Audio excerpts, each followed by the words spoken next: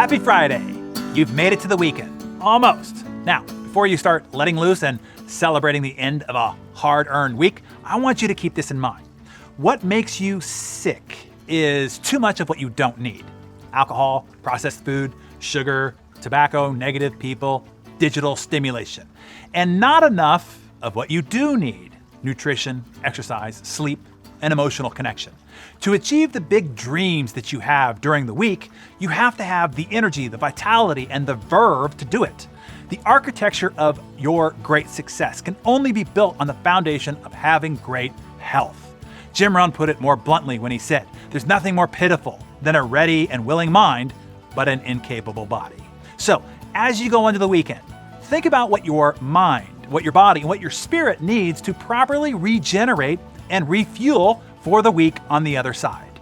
Use the weekend to refuel and re-energize versus further burning out your fuse and having to call in sick or limp your way into Monday. So here's your action before the day is out. Write down 3 things your body, mind, and spirit needs less of. And write down 3 things your body, mind, and spirit needs more of. Then be sure to schedule your weekend accordingly. And help the community think of great ideas. Share your 3 things on either side, less and more, in the comments below.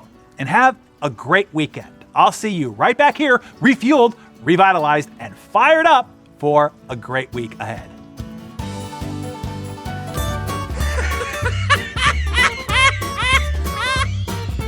The 6th grade science teacher, Mrs. Parks, asked her class which human body part increases to 10 times its size when stimulated.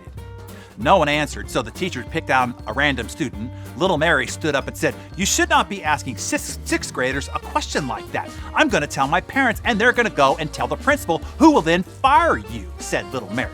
Mrs. Parks ignored her and asked the question again, which body part increases to 10 times its size when stimulated?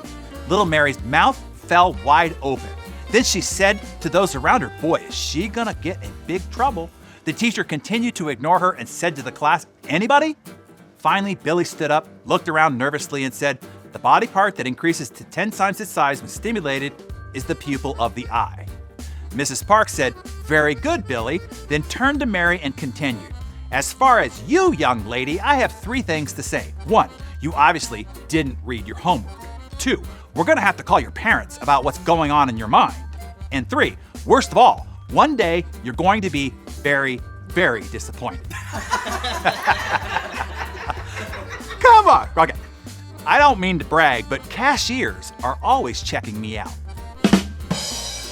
I once dated an archaeologist. I had to stop seeing her because she kept dating other people. She said that she was into older men. And I mean really, really older men. It's too bad because I was really digging her. But she always had rocky relationships. Yeah, it seemed that she always had a bone to pick. All right, enough. Have a great weekend, everyone. See you on the flip side.